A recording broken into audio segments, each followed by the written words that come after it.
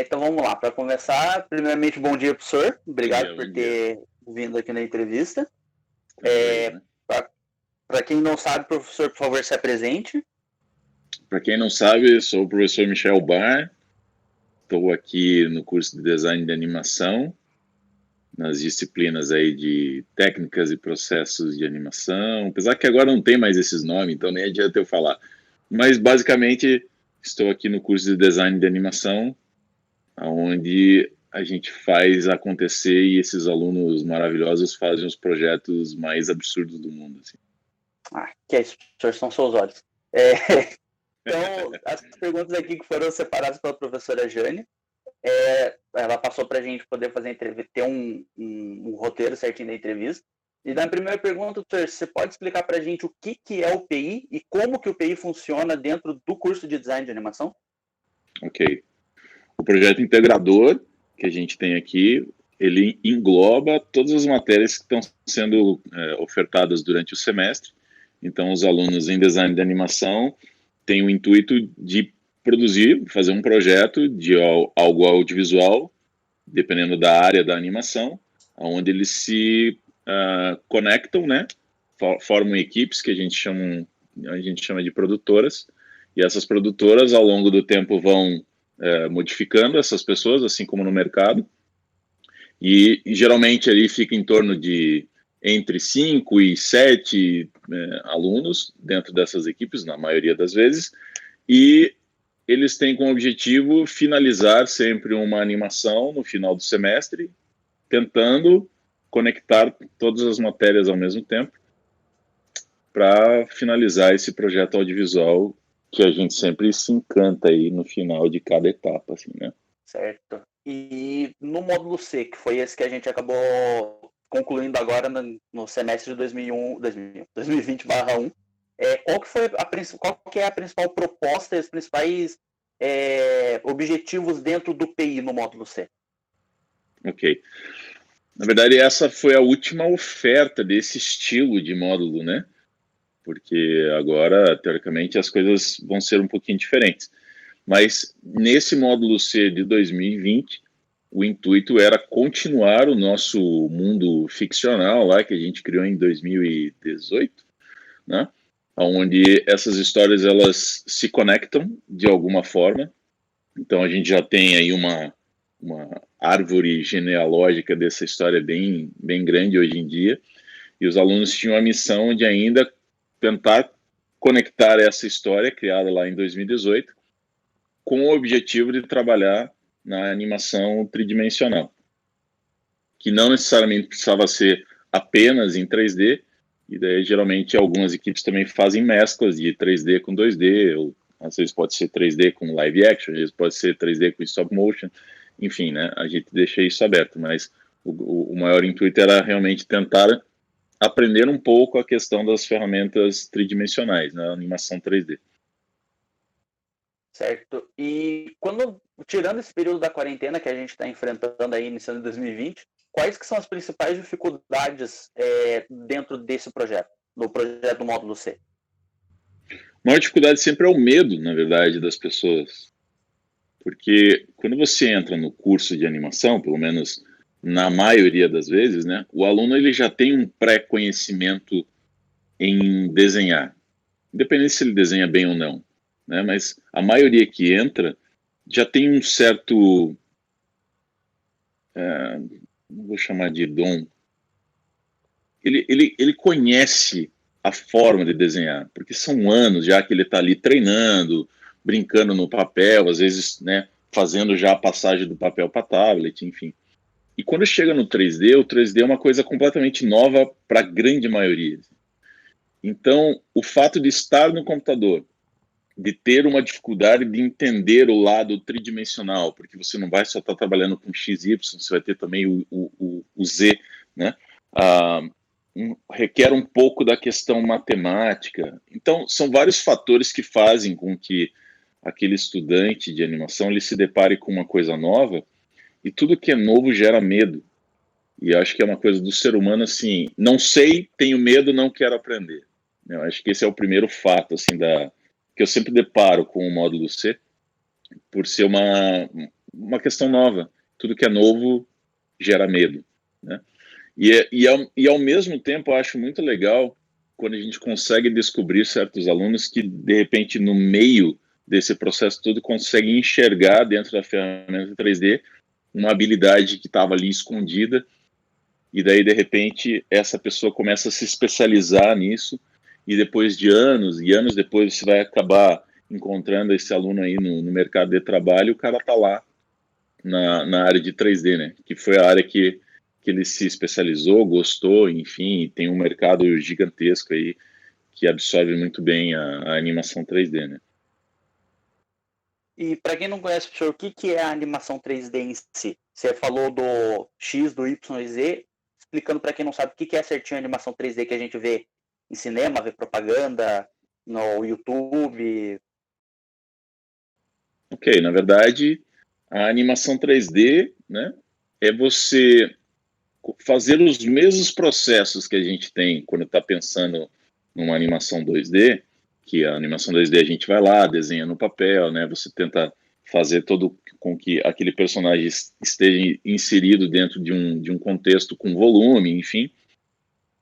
Não necessariamente todas as vezes estão com volume, mas o 3D ele passa por essa obrigação, assim, aonde você começa já tendo que criar um personagem pensando que ele está sendo visto tridimensionalmente, e a partir do momento que você cria esse personagem, que ele vai estar tridimensional, você começa a pensar de que forma ele vai atuar, de que forma vai aparecer essas cores, essas texturas que vão estar inseridas no personagem, como esse personagem vai ter que gerar uma animação, e para gerar uma animação num personagem 3D, eu tenho que criar um esqueleto nele, esse esqueleto precisa ser condicionado à pele do personagem, que é o que a gente chama de rigging. Então você tem que começar a dizer lá, o osso que está aqui no braço vai ter que ter tanto por cento para mostrar para o software que eu vou poder fazer isso aqui com o personagem. Tá? Então a gente vai definindo quais são as ferramentas que vão fazer ele começar a se movimentar, para daí chegar no final de todo esse processo, a gente começa a fazer a animação, que é o que geralmente as pessoas entendem um pouquinho mais no 2D. A animação 3D ela difere mais no quesito de keyframes, né, que seriam as posições chaves daquela animação que você quer. Então, por exemplo, se eu estou aqui pensativo num quadro e no próximo eu quero ficar assustado, no 3D a gente faz realmente só o primeiro quadro aqui pensativo e o último quadro assustado, fazendo com que o resto, o próprio computador, faça isso, né, processual, assim. É possível a gente fazer isso também quadro a quadro, mas o 3D traz uma facilidade com relação a isso, sendo que no 2D a gente teria que realmente fazer na mão, né? Mas tentando ser mais breve possível, é isso. A animação 3D tem essas diferenças com relação ao 2D. Uhum. E, tipo, Difícil durante a falar disso. quarentena... é difícil. E durante a quarentena, como que foi a abordagem das aulas para poder passar a questão da animação 3D, rigging, essas coisas? Como que você abordou isso durante a quarentena nas suas aulas? Eu acho que foi a parte mais difícil, né? Porque todo mundo teve que se adaptar. Em outras matérias que eu também acabo lecionando, rolou adaptações, e a gente tinha um porém, porque tem muita coisa, por exemplo, quando eu dou aula de audiovisual, o audiovisual ele pode ser adaptado, eu achei mais fácil adaptar o audiovisual do que no animação 3D, né? Porque no audiovisual você consegue ali com celular, né, fazer ainda, testar as coisas. O 3D você basicamente precisa de máquina, precisa de um computador, precisa de um software, né? Dificilmente você vai fazer algo relacionado ao 3D que não esteja ligado a essa prática. Então, acho que o primeiro grande desafio foi como fazer com que todas as pessoas pudessem ter um software, pudessem ter uma máquina que rodasse esse software. A gente não teve isso, né? E não tinha como cobrar isso. Então, foram poucos alunos que acabaram, na verdade, experimentando a ferramenta, né? Uns por vontade própria, né? e outros simplesmente porque não tinham condições de estar fazendo o software acontecer. Então, a minha alternativa foi colocar vídeos tutoriais de várias pessoas, inclusive a gente colocou também no Moodle curso da Pixar, tal, para tentar só entreter e mostrar de certa forma como era a geração do 3D, mas ao mesmo tempo você tem uma parcela também de pessoas que não está acostumada com isso, né? Não está acostumada com o própria aula online, então a gente dependia muito do aluno conhecer a ferramenta, tentar entender como aquilo funcionava, porque daí, se gerasse dúvida, pudesse perguntar no momento online. E daí, assim, óbvio, foram poucos que acabaram podendo experimentar e podendo ter essa troca de informações entre professor e aluno. Mas aqueles que fizeram, eu achei muito legal, assim.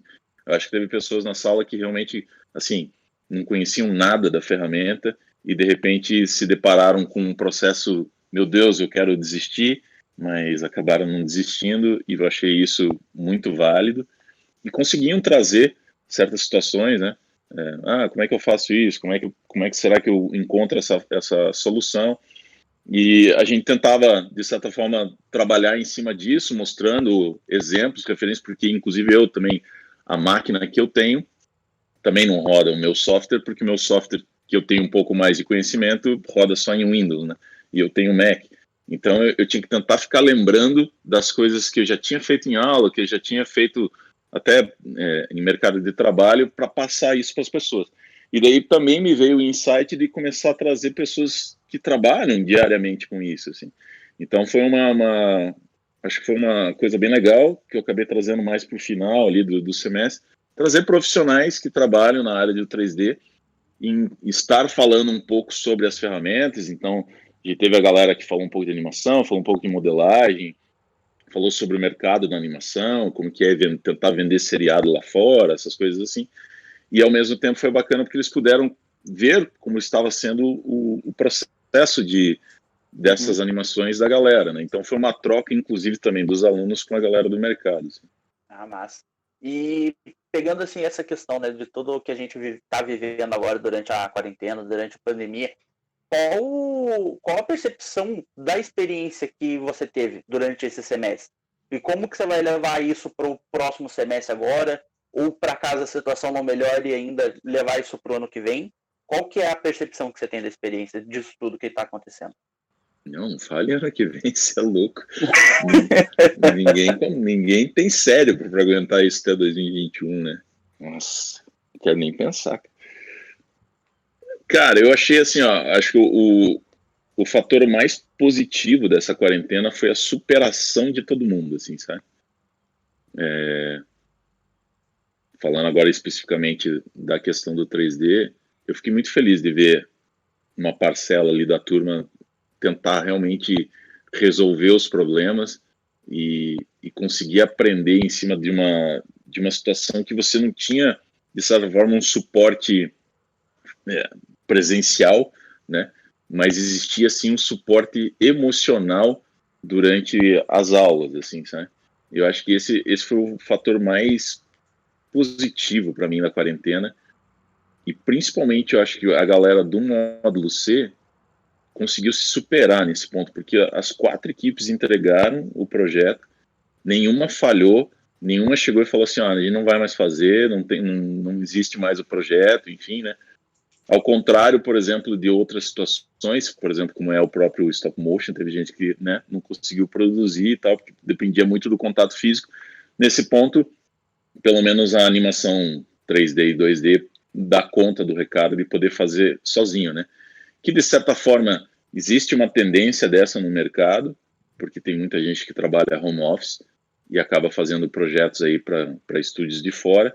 E eu acho que um ponto bem legal também dentro dessa quarentena, mas que também de certa forma já existia no momento físico, que é a galera compreender cronogramas, assim. Então, existem etapas que precisam ser cumpridas. Os diretores nesse ponto achei que foram bem legais, assim, conseguiram cobrar na maioria das vezes a galera entendeu que existe essas etapas, e foi um ponto que eu achei bem positivo dentro desse processo de quarentena, mesmo que todo mundo sozinho dentro de casa. Uhum. E na sua visão como professor, o que mudou em você com tudo isso que está acontecendo? Eu fiquei mais... Eu fiquei menos chato, acho. Não, porque na verdade, assim, fisicamente você consegue cobrar mais, sabe? Você chega em sala de aula, você questiona mais o aluno, pô, por que você não fez isso? O que está acontecendo? Por que aqui, ó, aqui deu errado? Eu consigo visualizar mais isso no momento físico. Na quarentena, você começa a entender outros fatores, assim. Porque quer queira ou não, o lado emocional é muito importante, e nesse momento que a gente está, qualquer coisa pode ser um estopim para desistir de qualquer coisa, né? Às vezes uma palavra errada que você fala, às vezes um comentário que, na verdade, pode ser uma crítica construtiva, pode gerar uma outra situação para as pessoas. Então, o que eu acabei tentando é relevar muitas situações, assim, sabe? E porque era o que eu achei que era o necessário. Assim. Então teve vários momentos assim que, se fosse normal assim, eu poderia até ter falado um pouquinho, cara, isso aqui tá errado, isso aqui pode ser assim e tal, porque fisicamente ia ficar mais claro. Na quarentena eu desacelerei assim, e comecei a prestar mais atenção nas pessoas, sabe? Tanto é que a nossa banca foi uma choradeira ridícula, né? É verdade. Foi uma coisa assim, inexplicável, assim, porque tava todo mundo à flor da pele e a gente não sabe ainda explicar exatamente o porquê a gente fica dessa forma. E ao mesmo tempo a gente começa a entender a importância que cada indivíduo tem na nossa vida, assim, e como é importante a gente ter esse contato físico, como é importante a gente ir para a aula, entender esse processo de estar em sala de aula, de falar com o professor cara a cara, de falar com os amigos, ter o contato físico, como é importante isso, né? E eu acho que a quarentena acabou de mostrar isso pra gente, que muito se fala de home office e tal, e a gente tem uma geração nova que realmente entende muito mais do que a minha geração, mas ficou claro, acho que para todo mundo na quarentena, que contato físico, ter as pessoas ao lado é a melhor coisa que tem, assim. Por mais que às vezes tenha aquela pessoa chata pra cacete que vai ficar do teu lado, mas não adianta, cara. O ser humano, ele precisa de pessoas, né? É difícil viver sozinho, isolado. Assim. Então, acho que a quarentena vem mostrar isso, que estamos aqui e precisamos sim entender que somos uma comunidade e precisamos de pessoas ao lado para fazer acontecer. Uhum. E você acha que quando as aulas voltarem assim, você vai ser menos chato também durante o presencial? Ou, como você falou assim, não, presencial eu vou cobrar mesmo, vou continuar sendo chato porque acabou a quarentena? É porque eu acho que muda daí, né? Muda. Eu consigo ter mais contato novamente com o aluno consegue perceber cara a cara que aquilo é uma brincadeira, entendeu? Consegue entender também quando é sério. Né? No online, na maioria das vezes, raramente a gente tinha os alunos como agora, aqui, ó, só eu tô no vídeo. E isso é meio chato, assim, porque você quer ver, você quer olhar no olho do aluno, você quer ver como que ele está entendendo aquilo que está falando. Então, esse é um lado ruim que eu achei aqui da parte da quarentena, porque a grande maioria não gosta de mostrar o rosto, que eu não sei porquê, né? Mas, por exemplo... a gente acaba de acordar na hora da aula, tá de pijama, não sei, mas... Mas se for assim, a gente também, né? Tipo, a minha cara de sono aqui ainda, assim, né? Mas, por exemplo, quando eu fiz a dublagem lá do Pacto Sombrio, que a gente também fez aqui por Discord e tal, foi muito legal ver a cara de todo mundo, sabe? Eu lembro que eu ficava fazendo a voz aqui do Ralph e olhando a Sabrina fazendo a Appleseed. Então era muito legal, porque eu tava olhando para a Sabrina, assim, a gente tava tendo uma troca. Então ela falava e eu já respondia para ela, como se eu estivesse realmente brigando com ela e ela brigando comigo. Então foi muito mais legal quando a gente tinha realmente essa interação visual também, né? Porque isso faz falta, assim. E acho que no momento físico é mais legal nesse ponto, da gente ter essa troca. Assim. E como que você acha, professor, que você vai acabar passando... Como que você acha que vai ser a sua percepção para as próximas produções aí, que vão vir agora no curso? Eu não sei se muda, sabe?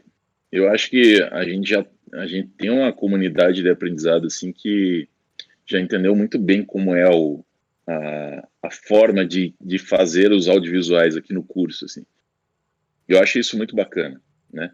Cada vez mais vocês estão subindo o nível das produções, e isso eu acho ótimo, porque daí a galera que entra já na primeira leva já saca que o treco não é brincadeira, assim.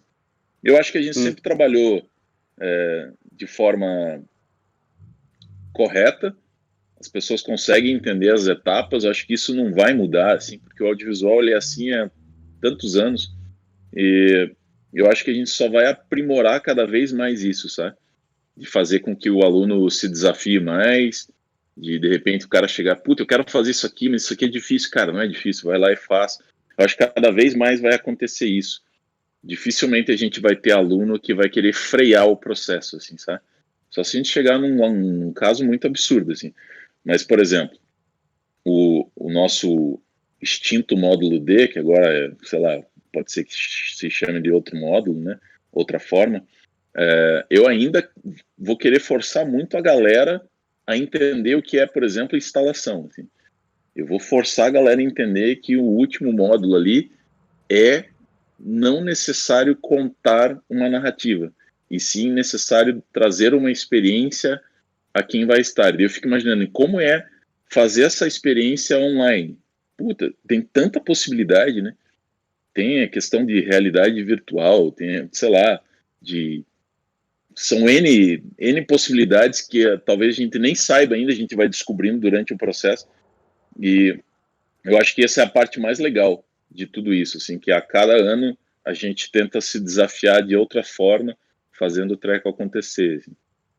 Então não tem limites, né? Não tem limites. Assim. Acho isso válido. E depende, obviamente, muito do alunado, assim, sabe?